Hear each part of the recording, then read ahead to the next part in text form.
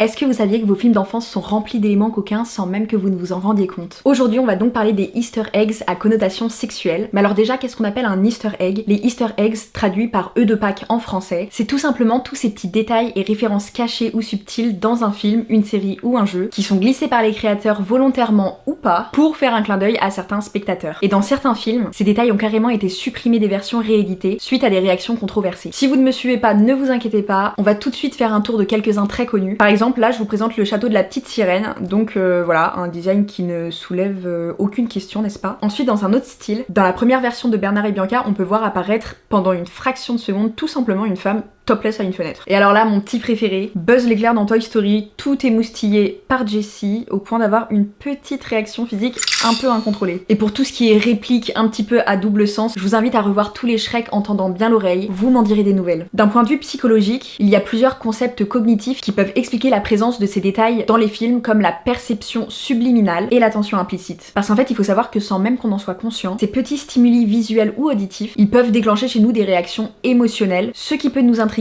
et nous donner envie de revoir le film sans même qu'on comprenne vraiment pourquoi. Et ça, les gens du cinéma, ils l'ont bien compris. Et évidemment, avec les réseaux sociaux, de plus en plus de personnes ont commencé à partager ces petites références. Résultat, ça fait de la pub au film, et donc ça rapporte de l'argent à l'industrie. Comme quoi, avec un peu de psychologie, on peut créer de vraies stratégies marketing.